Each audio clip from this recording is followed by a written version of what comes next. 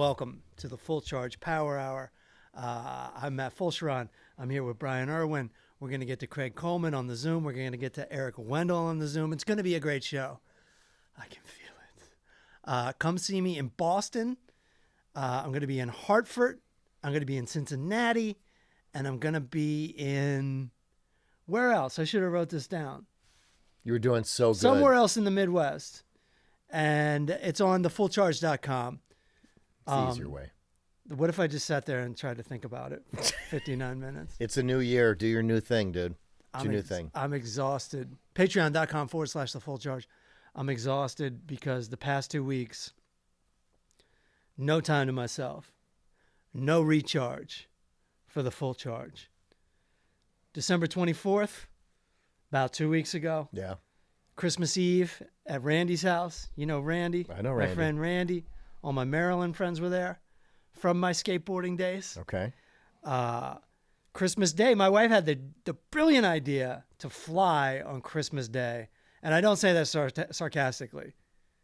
Like, the 23rd is going to suck to fly on. Okay. 24th is going to suck to fly on. This is true. 26th is going to suck to fly on. That's true. 25th, not so bad. Nobody wants to travel on the 25th. Flew out of Burbank to San Francisco to visit my brother and his family, and great times.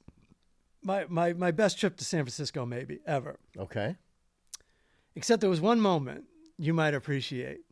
So we've talked about on this show, like the middle-aged perspective of, okay, you didn't get everything you wanted out of life, but things are pretty good if you stop and examine them, and especially if you appreciate them, then you realize you got it all and everything's pretty great. So the 26th, I'm in North Beach with my my brother and his kids and his wife. My wife's there. And, you know, it's the 26th and I'm just like full perspective on how great my life is. I'm in San Francisco with my family, with my wife. And we're at an Italian place in North Beach. And I'm just like, fuck it. Appetizers, salad, entree, double entree. That's how you're supposed to eat Italian. There's supposed to be like 4 courses or something. And I'm just really feeling with it. I got 2 glasses of wine. I'm celebrating life. I'm living my life. I'm happy. And then my 10-year-old niece goes, you know, Matt, you're not famous. There it is. Like, what's going on with you? Like, you've been at this a long time. You must not be very good at your job.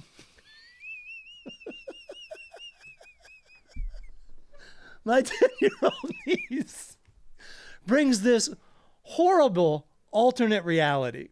Like, I'm not even fucking with that reality anymore. So, that's a record scratch in the moment. Yeah, totally. You probably had to gather yourself. Either family members stepped in for a sec because it was pity. My brother and his wife don't step in for shit. So here we are. Yeah. You did what? Did your wife hold your hand? No, nobody cared except for me. Nobody cared? Nobody cared except for me. And I almost tried to explain to her that there's different degrees of success and that, you know, I've done a lot, I've experienced a lot, but it all just felt like, to her, it would sound like I'm lying to myself. What's her name? Her name is, I don't even want to give it out. That's fine. Yeah. So we'll just say, listen, Susie. Sure. Have you ever had to get into a limousine and wait for the police to guide you to the airport because you were that special? You haven't? Okay. Have you ever... It all sounded... Yeah, I could be like, have you ever been on television? Have you ever flown in a private jet in a foreign country? You know, like, but it felt very defensive. No, I know. I'm being sarcastic. No, I know. Of course you wouldn't. But that's what if this was an 80s movie, that's exactly how it would have went down. And she's a dancer too, so I almost want to be like, oh, you're going to fucking find out how far from famous you're going to be. You like art too, do you? Yeah, right. So far, you Google search any Fulcheron, my name's coming up. Thank you very much. So you can't even Google yourself thanks to me. So you tried to rationalize how the world works with a 10-year-old, and how did that go down? I didn't rationalize at all. I might have or explain how it works. I might have said something like, I've had a good career. No, I'm not famous. Might have said something to that degree. And then I just said, I just like, everyone else kept talking. And I just kind of, because I've been the guy that will ruin the whole day, which will ruin the whole vacation. Where I'm just now sulking because my niece doesn't. I think they get these ideas from other people. Because they've also told me my job isn't important when they were younger.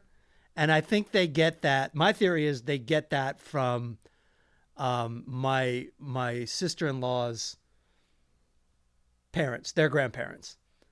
I think they're like kind of shit on my job and shit on my career to my nieces. That's my theory. Because I know it's not my brother and his wife.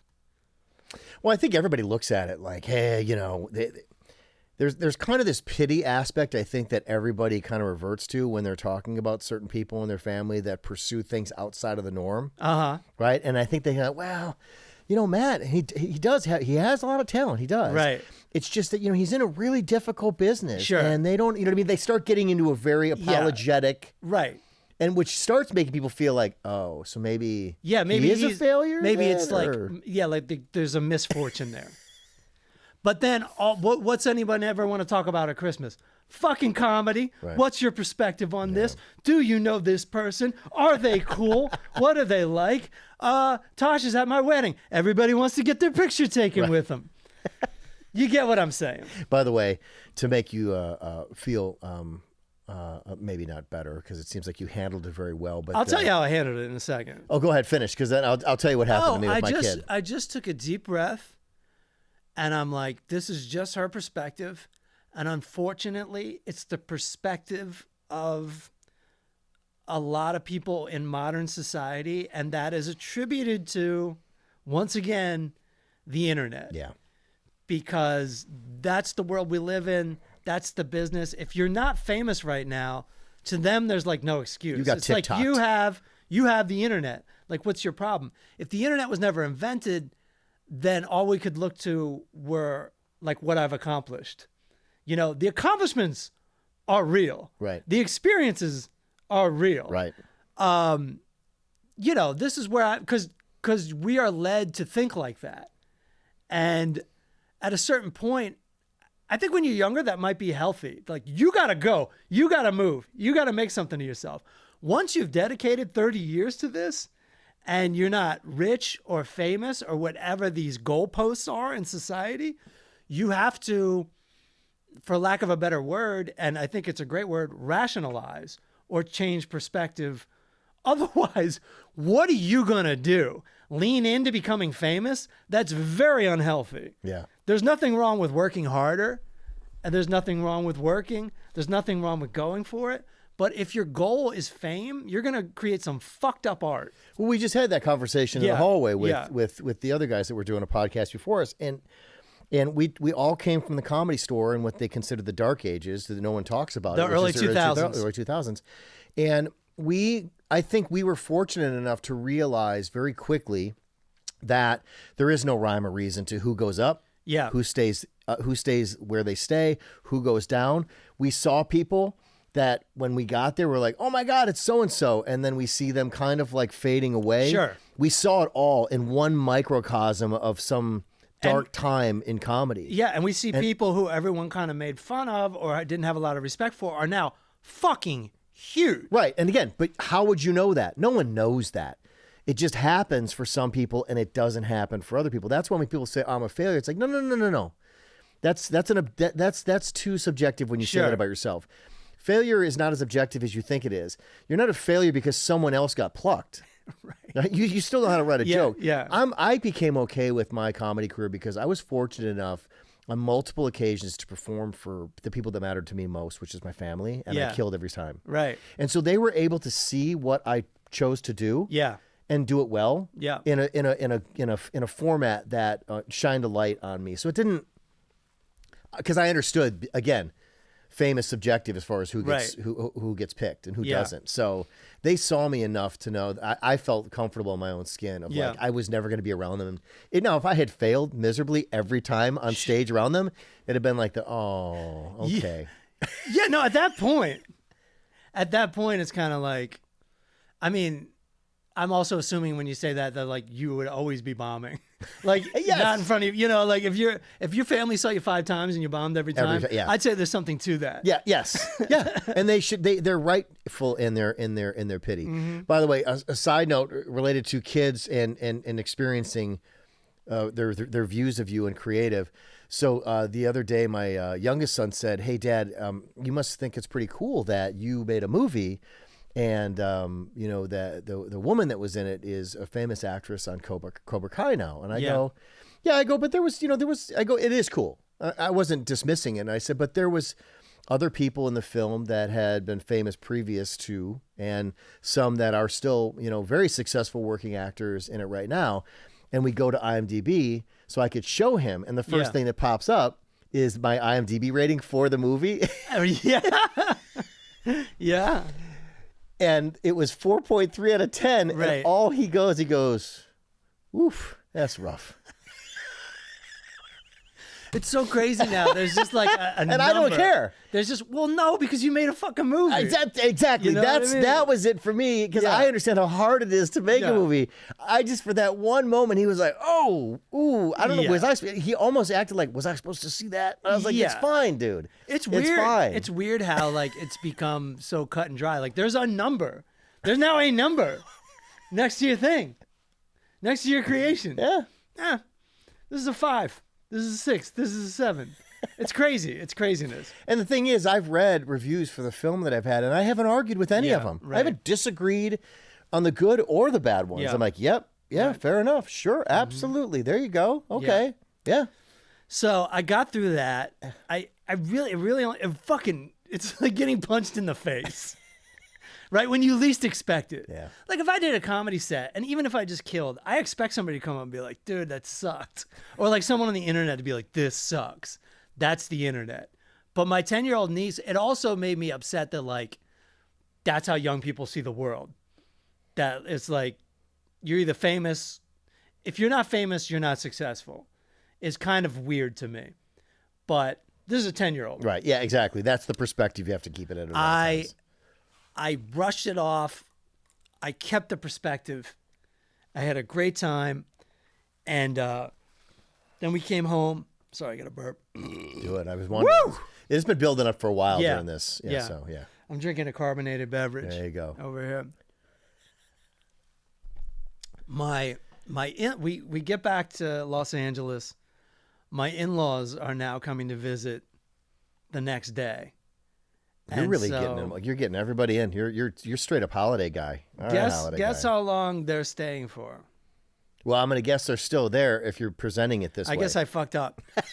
They came. The premise was 6 days. Okay. Which is already like, guess who's not involved? You can guess this one. Guess who's not involved in planning this trip? 6 days at your place. No. Oh, okay, there's an Airbnb, but it's on our street. Okay. And there's 10 people. 10. 5 of them are children under the age of 12. Okay. They're supposed to stay for six days. They then just decide, well, we're staying for 8 days. Okay.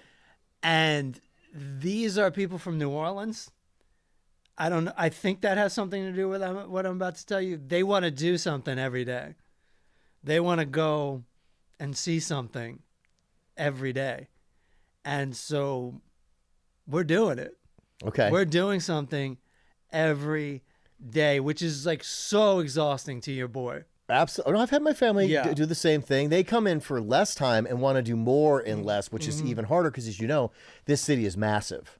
Totally. Everything, it's not like everything's right there, right? It's not like even like Manhattan where everything's right there for the most part. It's all over the place. It's a day trip, everything that you do. You're also driving. Yeah. We rented minivans.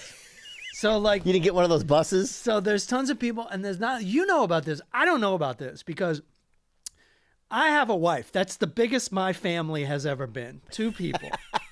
As an adult. Right. And so you've got to organize. There's so much organization, and there's always children running away, and there's always people like doing their own thing, and people can't agree on dinner or this or that. And it's so slow and difficult compared to Me and my wife go, hey, you want to go see the Bob Dylan movie? Yeah, let's go. Where's the plane? Boom. We're home before 10 people would be leaving, you know? So you know all about that. So did you guys do a combination of the beach versus the Universal Studios versus the Disneyland kind of stuff? Or did you... This is all in the conversation. So I did 2 West Side things. They did 3 West Side things. I sat out a trip to the Getty, which if you don't know, the Getty is a museum on the west side of Los Angeles. Mm-hmm. Very beautiful building. It's great.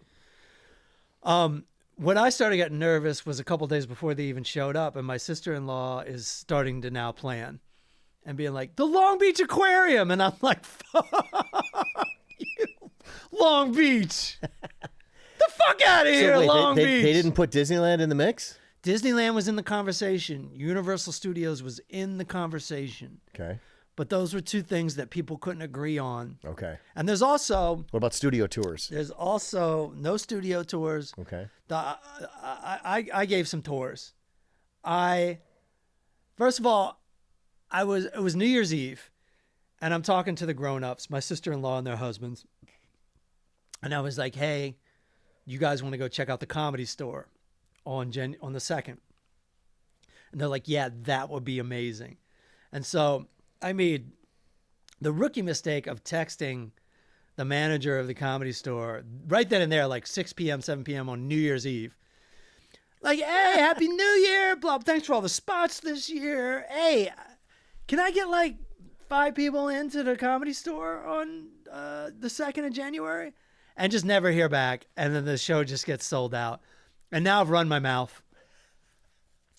Were you on that show as well? No, I wasn't on the show. So you were just going to hang out No, there if I was on the down. show, no big deal. But the show was sold out. Okay. And now it becomes like a bigger deal. Right. To like get those tickets. So I'm like, oh, I'm not getting these tickets. So I'm sitting there at lunch on Long Beach, day of, like trying to figure out like what can I... So you did go to the... Well, I'm like, what can I do to salvage these broken hearts? And there's a little bit of ego too. Like you don't want to be like, I couldn't get the tickets. I'm nobody. I'm not famous. Yeah, as we found out earlier from the 10-year-old little Susie. Yeah. I don't want a bunch of 40-year-olds to find out. Turns out little Susie. So I hit up the Improv who love and adore me. And thank you to the Improv for coming through. Okay. I get 5 tickets, including myself, and they give me the corner booth. So it's like totally cool. We get it. We get like priority seating. We don't have to wait in line. I'm just like really coming through. But I've been to New Orleans and I've performed in New Orleans, and I know how much people scream and shout and carry on and get drunk. And this is very much 2 of my in-laws' personalities, like across the board. They were hammered on New Year's Eve. Oh, I thought you said they were hammered before you even got to the Improv.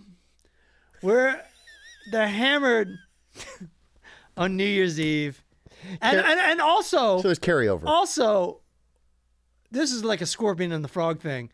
I say to my brother-in-law, I'm like, yeah, like back when it was the Comedy Store, I'm like, yeah, we'll go to the Comedy Store, blah, it'll be great. He'd be like, I'm going to heckle. And I'm like, you're not going to heckle. You can't heckle. He's like, no, I'm going to... And I remember who I'm dealing with. Someone who loves pushback and loves to sort of like be in the control of the situation. Like, no, you don't understand. I'm going to be an asshole and I'm going to fucking ruin this for you, even though you're doing me a favor.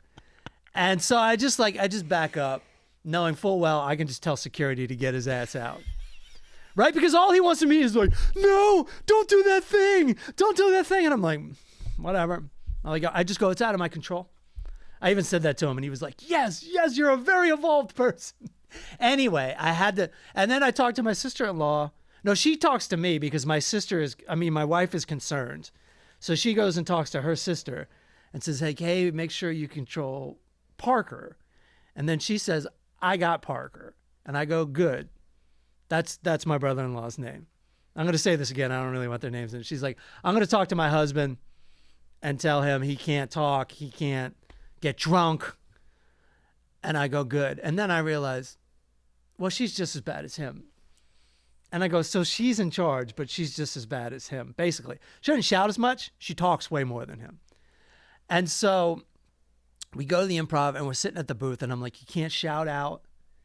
You definitely can't talk to each other. Like I tell them all this. I tell 4 adults you can't talk to each other. And then Nikki Glaser goes up to run her Golden Globes monologue.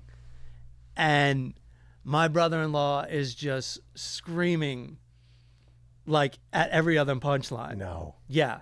And I'm sitting there going, dude, chill. And then like I wait for her to get off before I say, you can't shout out. Like, are you sitting with them? I'm sitting with them, and Did she see you with them, and he's doing this? No, I'm way in the or back. You hide? Did you I'm way in the back, and that's exactly what I don't want. We got hooked up with these tickets. That's what I told him. I'm like, first of all, okay, I'm getting ahead of myself. I told them, I'm like, you can't be drunk. You can't be drunk for this. And by the way, as soon as these conversations are starting, I'm regretting this big time.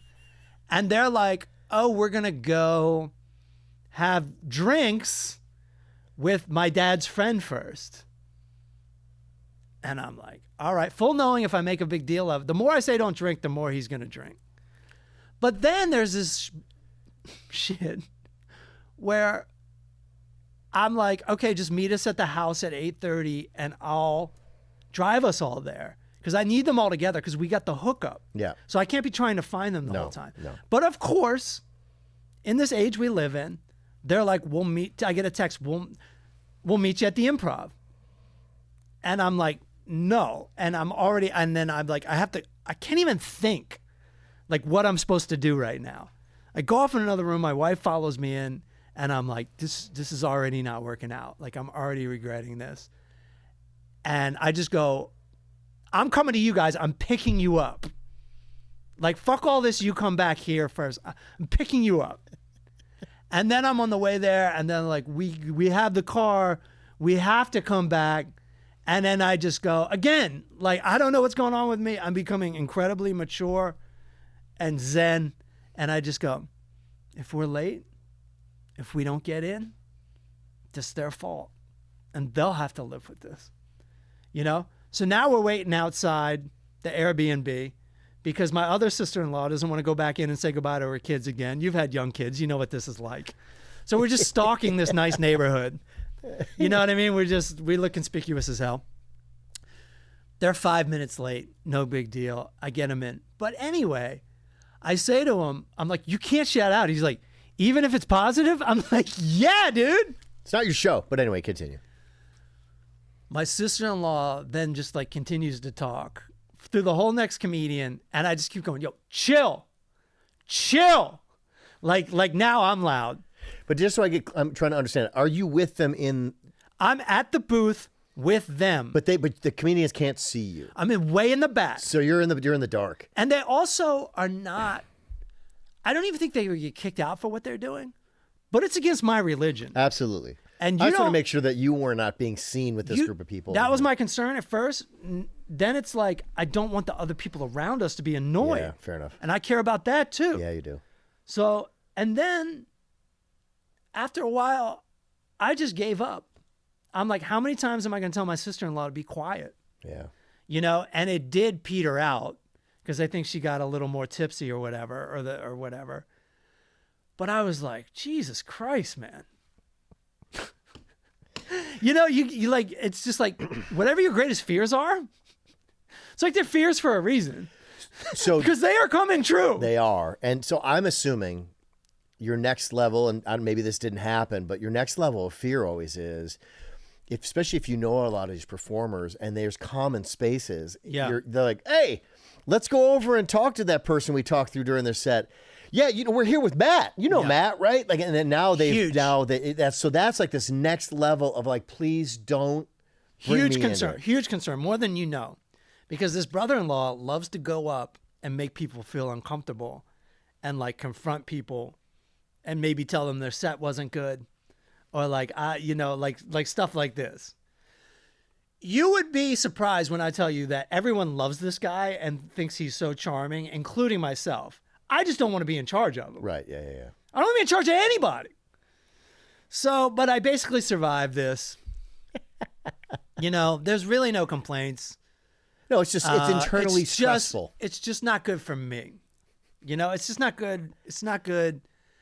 And then also simultaneously, my wife at the last minute was like, why don't you get some people into the Magic Castle? Because, and you know why she's asking me this? It's because on our honeymoon, after Santa Barbara, I got us tickets to the Magic Castle. But you can't just get tickets to the Magic Castle. No. You've got to you gotta know a magician. Yeah. First of all, how hard is that? How many people out there know a magician? They don't, but you have to. I do. I know magicians because I work at the Comedy and Magic Club in Hermosa Beach. And it's a good vibe down there. Like all the comics, you take the same 5 comics that are getting along at the Comedy and Magic, you put them at the Comedy Store, they're not getting along. There's something about the Comedy and Magic. And that's the magic. It's next to the ocean. That's the magic. Yeah. Is everyone's happy there because they actually treat the comics there well there. And so people are happy that they're there. And they're like, oh, we're all cool. We're all cool with this. Whereas the Comedy Store just feels like you're in competition with the entire world, the entire comedy scene, whatever. I don't know what exactly it is. The point is, since I've done something once, I'm now, I don't want to say expected. I could say, no, I don't want to do it. But I feel like being a big shot. And I'm like, all right, I'm going to make it happen. So I get the tickets to the Magic Castle. But we've now got, it could only get it for one night because it's such an ordeal. It's like down to the wire now. I can only get it at 10 o'clock on January 3rd when we already are eating at Yamashiro, which is right in the same place. But there's babysitters and like it can't be changed. So we did what's called a bang bang. Do you know what this is? I believe the term is coined by either Louis C.K. or Aziz Ansari. And it's when you have 2 dinners in a row. Because as I say, part of the Magic Castle is you have to eat there as well. That's the deal. That comes with it, yeah. So I'm on the hook for, well, I'm not on the hook for paying for 2 dinners, but I got to do 2 dinners now. Yeah. After I was just at the Improv the night before, old Maddie's getting worn out. But I don't even know why I brought that up because that went like pretty perfectly. Because we just went to Yamashiro and we went to the Magic Castle and everybody was happy. But I'm now exhausted and there's still 2 days. Look, you got to give credit where credit's due for people who are really good at entertaining and love entertaining. Holy shit. My wife. The energy it takes. Yeah. And the focus and just the patience.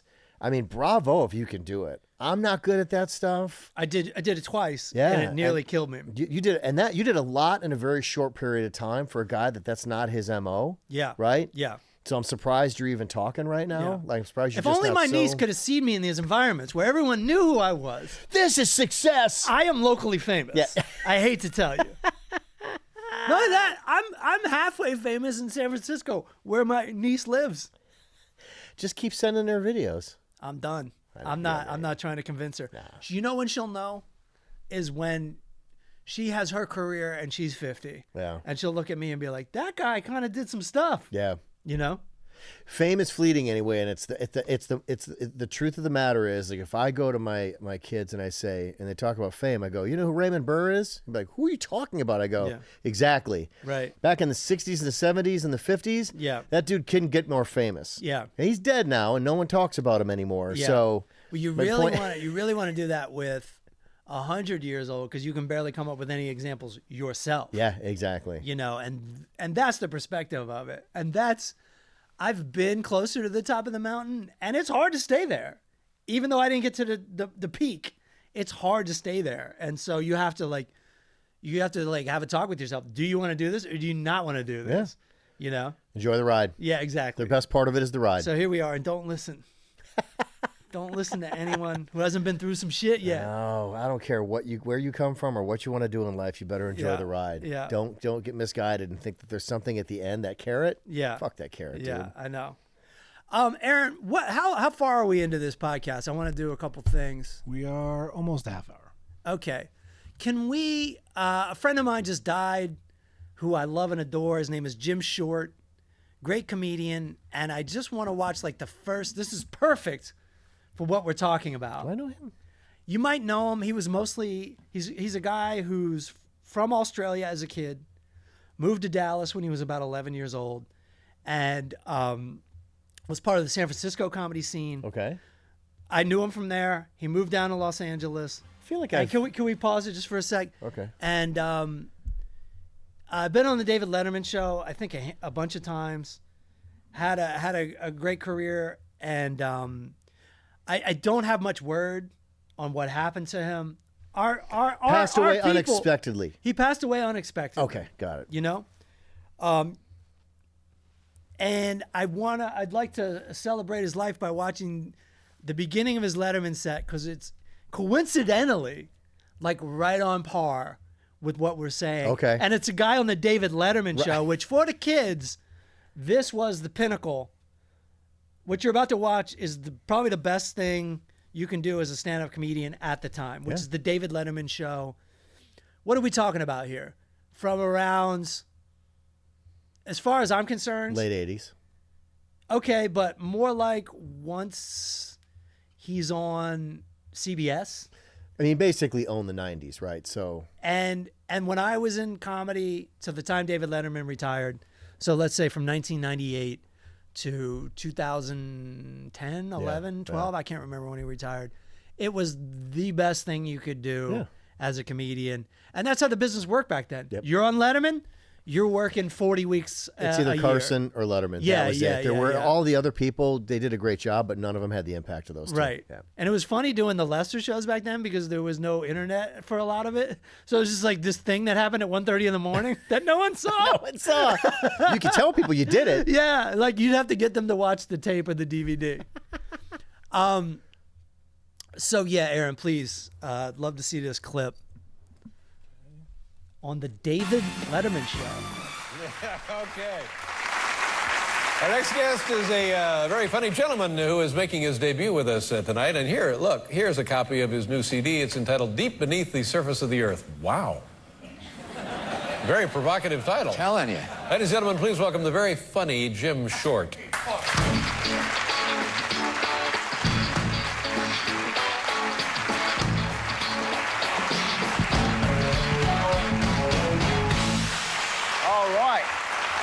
Thank you. Good evening. This is a really big deal for me because I'm a comedian and, you know, what do I have to show for myself? I make about $6,000 a year telling jokes. I have some books, a couple of pairs of trousers, and that's about it. And I thought, man, I'm a loser.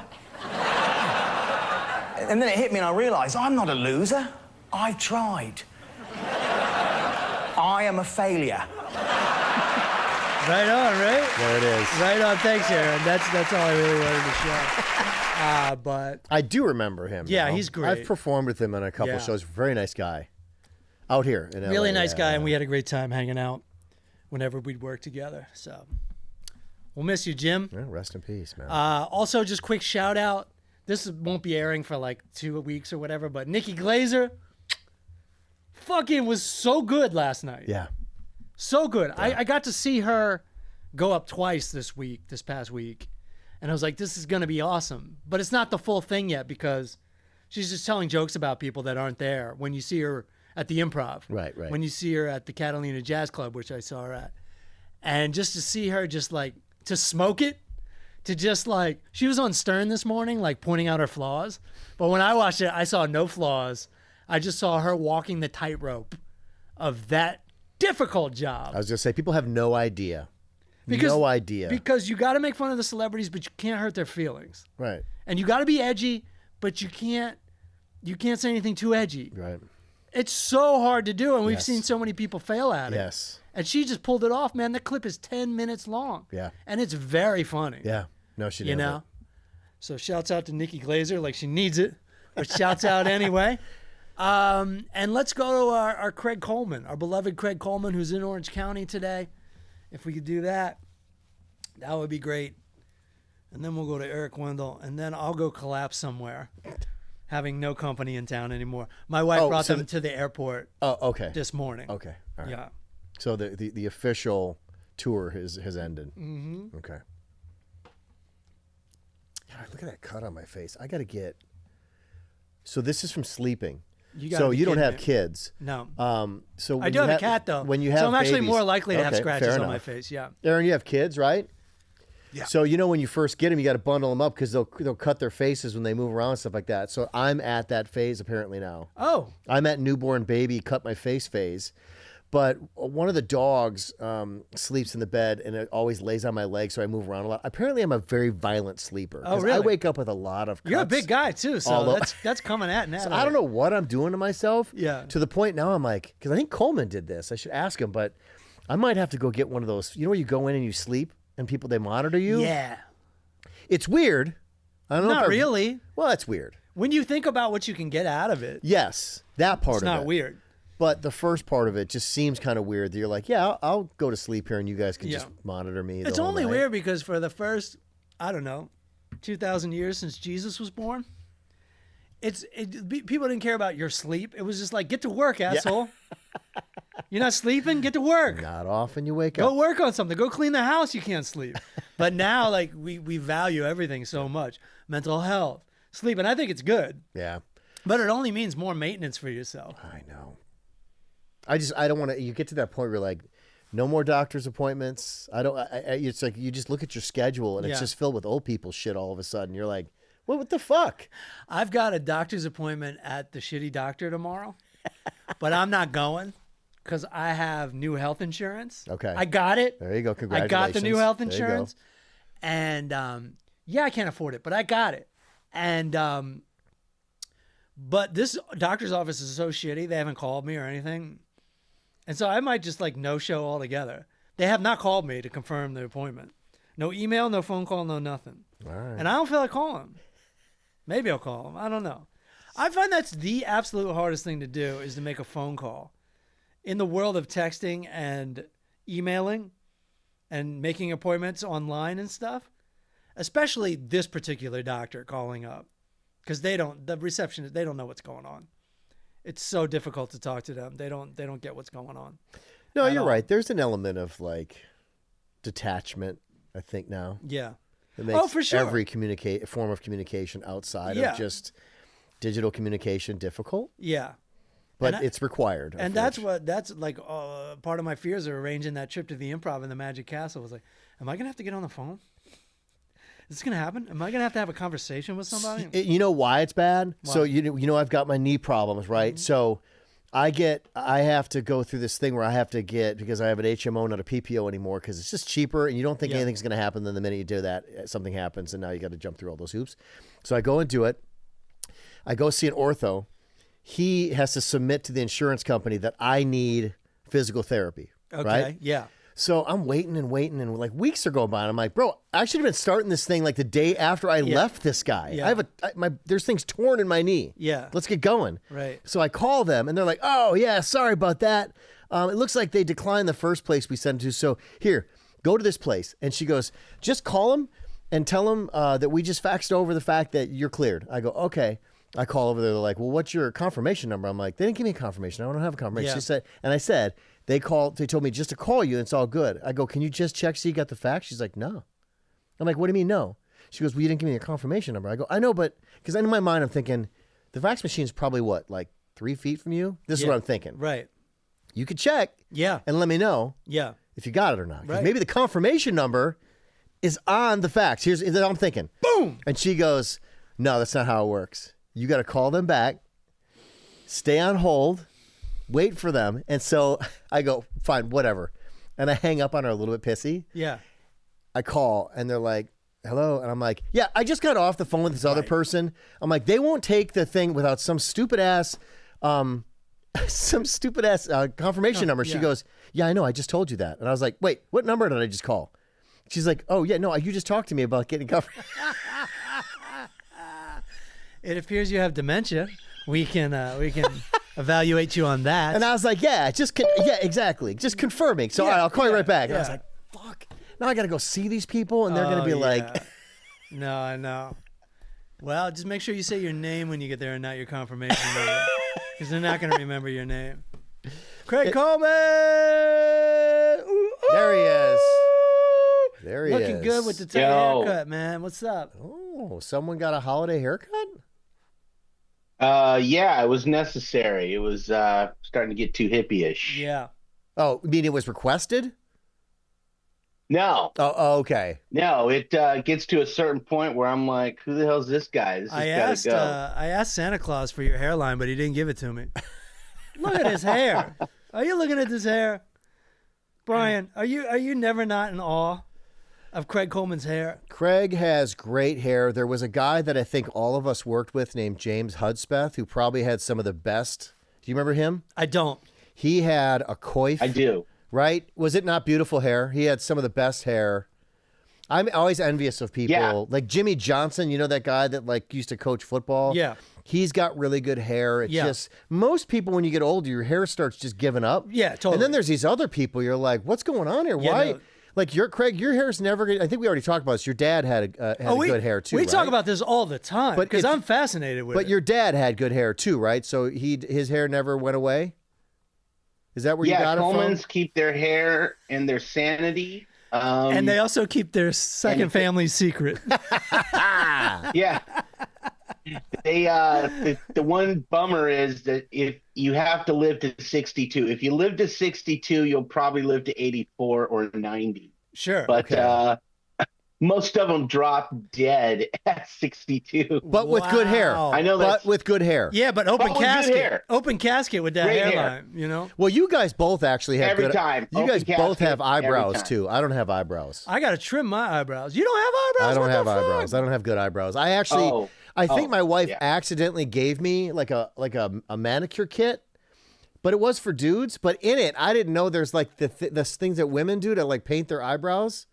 So I was like, well, fuck it. I'd like to see what I would look like if I had eyebrows. Yeah. And I put that clown show shit on. Yeah. And I was like, shit. I could never leave that. Like, It's funny because I always thought I've women... never seen myself with eyebrows. And I was like, yeah, this dude's going to get arrested if he goes on the street. Let's take these eyebrows off right now. I always thought women like pulled their eyebrows out first and then painted them No, on. some of it, they do that. And Yeah. then some paint them over. Yeah. Like if you look really close, which is weird because you have to look an extended period of time at someone that Yeah. probably doesn't want you staring at them Sure. like that. But you can see like sometimes the eyebrow hair is still there and it's just extra painted on. That's wild. Yeah.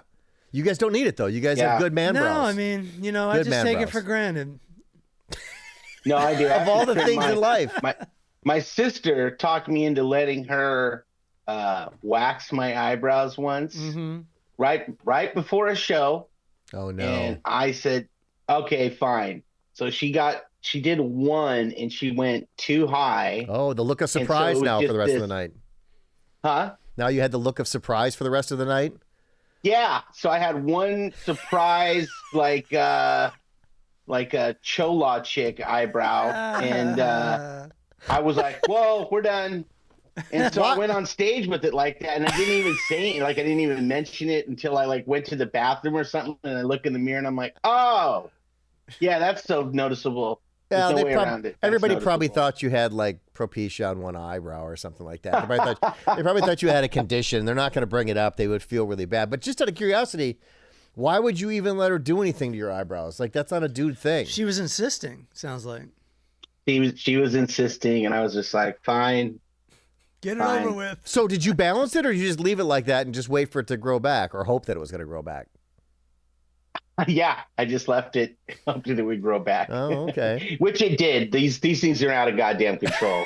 I got to shave them all the time. I had a manager who wanted to like cut mine in half and change my last name. This, you know what my manager... Hold on a second. He wanted to change her name and he added eyebrows to part of the deal? She wanted to get rid of, like, from here on. How was that supposed to make you more successful? Do you know who this woman was? She was, Patrick Dempsey was married to his manager. Okay. Who was 30 years older than him. Okay. It's also a cousin of my ex-girlfriend, and I was taking acting classes with her. Okay. And she became my manager. Okay. And, I mean, she's kind of famous for being 30 years older than her husband, who was a movie star, Patrick Dempsey. Okay. They're still married? That's my whole story. They're still married? She's gone. Oh, she. Rest in peace, Rocky Parker. I love you. Oh, I was gonna say he's in his 50s, 60s by now. She's not around anymore. But what was the eyebrow thing? What was it supposed to do for you? She just told me it was too much. But we never got around to it because she was all over the place. She was all over. That's like, hilarious. I went to meet her. This is half my fault. I didn't do a confirmation phone call back then. I was like, well, the appointment's at this time. I'll be by that time. But you do have to call to confirm. But I just showed up, and she was just like, "What? Who are you?" And I'm like, "I'm dating your niece. We have an appointment." And she just like went back in her room for like 10 minutes and came back out. But she did blow so much smoke out up my ass. It was so great. She was just like, "Wow, like just from the sight of me." And then she sat me down in a chair. It was like Get Out, and she just asked me questions. No, she would just be like, "Tell me about yourself." And so I gave her like a brief on who I was and where I was from. And then she was like, "Tell me more." And then I tell her some more. And then she'd go, "Tell me more." And then I tell her some more. She'd be like, "What else? What else?" She made me talk for like an hour, which is kind of genius of her. Yeah. But I was like, Jesus. This was your first Christ. podcast. Yeah. You didn't know it. Yeah. Thank God it's not taped. It's a lot of personal information. You were digging deep. She kept asking, like, shit, I guess I got to go here now? And then there was a weird acting class, man. It was one of those acting classes, I'm sure you're both taking them, where it's like all about your feelings and meditation and this and that. And you never get around to acting, really. Or you do, but you don't learn how to like audition or whatever. Oh. It's just like a... And there, Brittany Murphy was in the class before I got there. She left, and a guy named Gabriel Mann was in the class who, like, you wouldn't know his name. Not famous, but incredibly successful. Yep. But he was in, and I was just like, it was a very weird experience. And then, so you didn't have Brittany Murphy's email address for comedy shows? No, I didn't burn that. You didn't CC her onto Paris Hilton? This was old email? school. This was old school. There weren't emails yet. It was like 2000. Right. But I do remember I called my one manager to be like, Rocky Parker's managing me, and the manager like flipped out on me because I had a pager that didn't work. Do you know what I'm talking about? She's like, "I've been paging you for like 2 months," and I'm like, "Yeah." For 2 months. I'm like, "My pager doesn't work, I don't think." I'm like, "But I'm going with this new manager." She's like, "Well, what am I supposed to do?" And she just like slammed the phone down and hung up. Oh my God, that's awesome. And then, so you broke up over pager? No, yeah, I've never heard that over a one. landline. And then when I had to, almost immediately after I took Rocky on, or she took me on, whatever you want to call it, the Improv wanted to represent me. It was called Power Entertainment back then. It's called Levity now. Yep. So I had to break up with Rocky, and she was just like, "That's great, kid. Good job." Because I explained to her what the organization was. She's like, "That's perfect for you." She wasn't like, "What the fuck, you're ruining my life." Right. She was cool, and I love her for that. I love her for a lot of things. But it was weird. It's weird to show up and be honest. I almost having a resentment. Like, why would you make me so honest? Like in acting class. Just testing you. Yeah. Because that's what half the acting class was about. Meanwhile, I took another acting class that was more practical. And I'm like, what the fuck was that shit? Because they're just like, here's how you audition. Let's practice auditioning. They're like, acting's a lot. Once you get the job, it's a lot easier. They're like, this is the hard part. They're like, just hire us as acting coaches once you get the part. And I'm like, yes, this makes perfect sense. Yes, more money than right. But still, it makes sense. Yeah. Craig, eyebrow thoughts? Okay. Hello. I also almost was managed by the same people, those improv entertainment people. Right. But I did a show, packed house, 350 people, Irvine Improv. Before they changed it, it's still a big room, but it's like 300 people. Yeah, and I was killing it. Yeah, just crushing. Anything I said, that audience was in the palm of my hands. Yeah. And then I went into the pencil joke, right? Which is, I think I could. It's a longer joke. It's a very long story that involves like medieval times. Yeah. And communication in medieval times. And it's a brilliant joke. It was your closer for a reason. Like, Right. In LA, it killed because I do like characters and just all this shit. Yeah. But I love Irvine, You what? I love Irvine, but like they might not think about these things like you think about these things. Right. So the head guy of that management company, he was there. Yeah. And he watched, and I literally just lost the audience hardcore. They're like, I'm confused. I don't know what he's talking about. Yeah. I don't know. He's doing different character voices. Like, just forget it. Right. And I didn't know how to bail out for some reason at that point in my comedy. It's a long joke, and and I also didn't. You're also like, this is gonna pay off. This is gonna pay off. But then if you start to get nervous that something's gonna pay off, and like it can kill your performance a little bit, like you're feeling that pressure, and it's like you got to get off after this joke, so you got to get off on a laugh, and it's just the pressure is mounting. Oh, dude, and I just went through the whole thing. For some reason, I never bailed out of it. It never got any better. And I don't think I even ended on a laugh. I'm pretty sure I just was so crushed and I just kind of left. Yeah. And I had given 3 dudes a ride. They came with me, like guys I worked with. Right? Yeah. One is this Marine dude and this construction guy. And we get in the car. It's quiet. And I got, and then finally after maybe, 4 blocks to get to the freeway and you're on the freeway, the Marine guy just looks at me and he goes just like, wow, dude, that was going really, really good, man. And then I don't know why you did that. Pencil? Were you talking about a pencil? And I was just like, that is fucking killed consecutively in LA. No. Like, boom, like out of the park every time. And he just goes, yeah, I didn't get it. Neither did anybody else. I don't know what there's not to get, but that's what sucks that's what sucks about auditioning in front of a live audience. You can't like retake anything. You just stuck in it. Right. You can't reshift. Oh, go ahead. Sorry. No, that's all. I just say it's hard to switch energies, switch confidence, switch bits. Yeah. It's hard to switch once you've started things. I mean, now I would know how to bail out of that. I would easily just drop it and be like, apparently that joke sucks. I'll be honest with you. I still don't.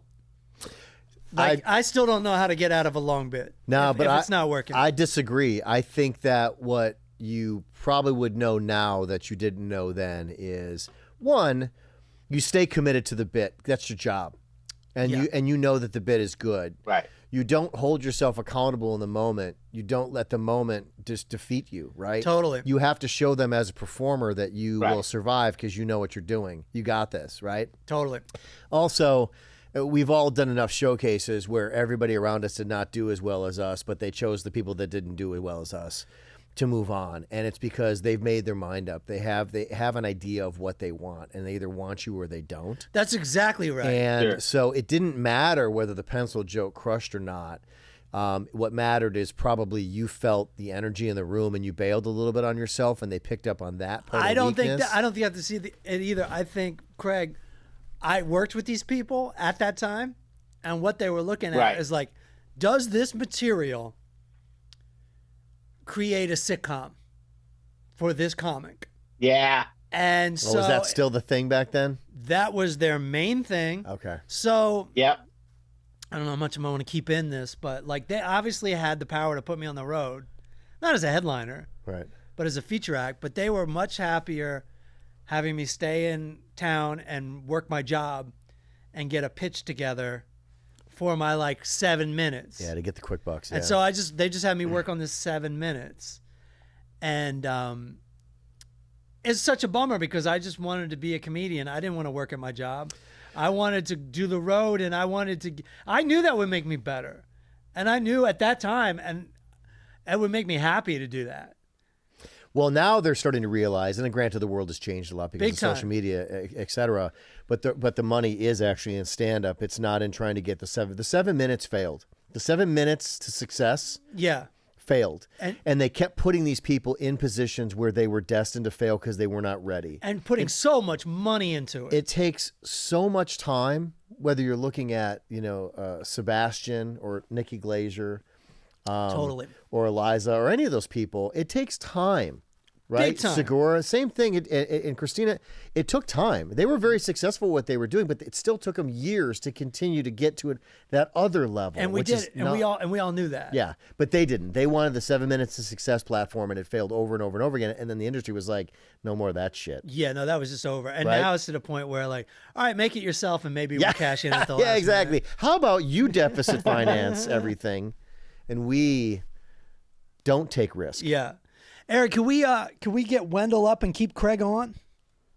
Yeah. And if you want to give me the lighter whenever when we hit 60. We're at 55 now. I don't want to waste your time, bro. We're at 55? Yeah. Okay, All right. we'll get a quick review from Eric Wendell. Great to see you, Craig. Happy New Year. Yeah, It's going Happy to New sound Year. crazy to the people listening, but Well, no, it is a new year. It's a new year. happy January 6th.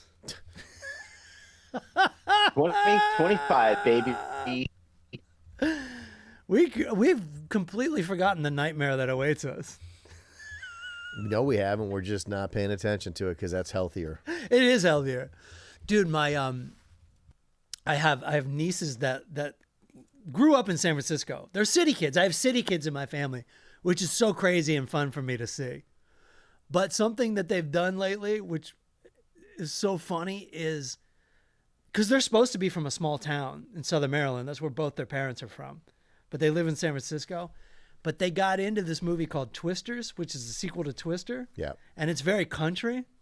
And so they've got the trailer memorized, and they do like a city version of a Southern accent constantly, which just cracks me up to no end. It's like in Paul's Boutique where the Beastie Boys were like, "Yee-hoo! Get away from that dog, boy! Get away from that dog!" You know what I mean? It's like city kids. They don't really know it. They're just imitating it. Yep. And it's so funny. And she left me a little podcast. There was really just a voice mail for texting, whatever that's called.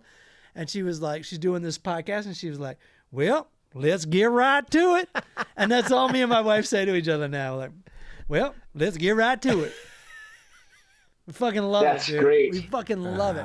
And they did the trailer for us at lunch in unison, like 2 minutes of Southern accents from City Kids. And them from I City was just Well, there's their podcast, City Kids. dying. City Kids would be a great podcast. It'll be successful. Congratulations already. They'll Yeah. be famous, and maybe they'll have me on. See if I can get that booking. They're like, yeah, we got 12 million. Got 12 million listeners, Uncle Matt. So if you could not, keep it tight. Just keep it tight. Wendell, speaking of keeping it tight, we got 3 minutes. Can you rip it off? Can you rip it off? Can you give me a number rating? Can you give me a title? Can you give me a director? Can you give me an actor? Can you sum it all up? You talking about a movie review? Yes. 3 seconds. Yeah. I believe it was you and Rando recommended this movie to me over the holidays. Well, you didn't necessarily recommend it to me. I believe you guys both said it was terrible. So I'm like, okay, challenge accepted, lowered expectations, lowered. It should only be up from here, right? Like, Sure. let me check out this movie called Carry On with Jason Bateman, one of my favorite actors. I'm going to stop you And, right there. yeah, I know. that looks stupid. I know I just told you to rush through this, but I didn't tell you to watch that. I was in that conversation with you, and I go, Right. hey, I'm going to watch that movie too. I didn't hear that it was bad. I missed that part of the conversation. But it's so clear. Okay. It's so clear. I'll let you do the review, but it's so clear from minute one.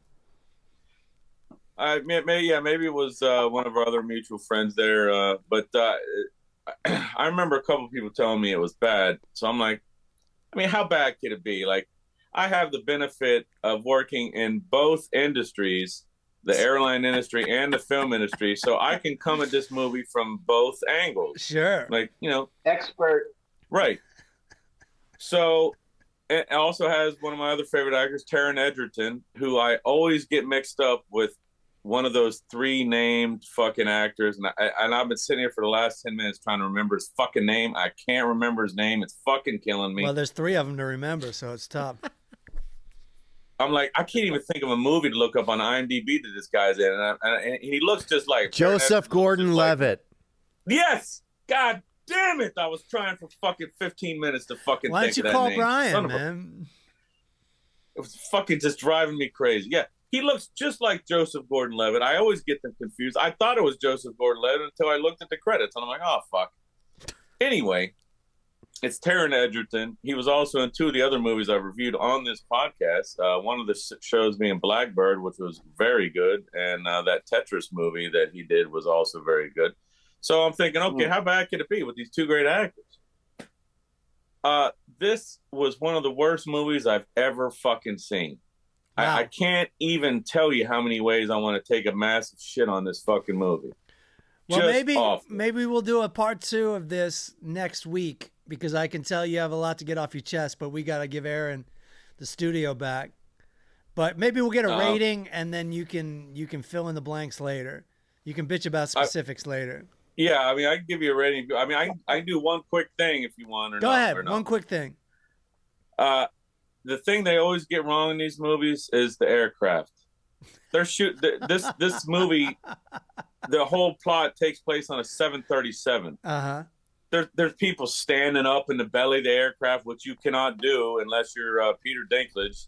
You know, no offense to Peter. I think that was. But no, it's not. No, it's not offensive. I mean, but it's. I'm just kidding. Yeah, I mean, they're standing up, having this big fucking fight, throwing each other. No, dude, you're not. You're on your knees in the fucking belly of a 737. Then he's like putting packages in like this secret fucking, or not secret, but like this hazmat containment fucking box or some bullshit. There's no fucking thing like that in an aircraft of any type, let alone a 737 with no space whatsoever. You're lucky to get your bags because we don't have enough room to even fit those. None of those things are going to ruin it for me because I have no fucking clue what yeah, me neither. So let me. I gotta end this podcast. But what do you think of? I'm going to ask you for 2 ratings. What do you think of Evil Bateman? I mean, he can play a good. He can play a good bad guy if he wants to. I mean, this isn't the role for him. Like he can do both. He's a very good actor. Was this the role for him, or was this was just a paycheck he needed? And I get it. Everyone needs a paycheck, but this Especially was not TSA. the writing and the role for him. Evil Bateman, dude. I'm not buying it because I mean, even in Ozarks, he was still like, okay, all right, let's He was still like a cordial businessman. Murder a guy. Yeah, he was still like easy to get along with to help the process work. He needed to be kind to everybody and respectful of everybody. All right, Wendell, what do you give the movie? Can I do negative ice cream trucks? No. No? No. Oh, it gets 0. A big 0. A hot summer day with no ice cream. I'd like to counter and say that bringing a carry-on instead of checking a bag is 5 ice cream trucks. Thanks for you're right about that. Thanks for listening to the Full Charge Power Hour. We'll see you later. Thanks for listening. Don't watch Carry On, I guess. But bring a Carry On. I know. Peace out, fam. Peace out, fam. We out. Sweet, dude.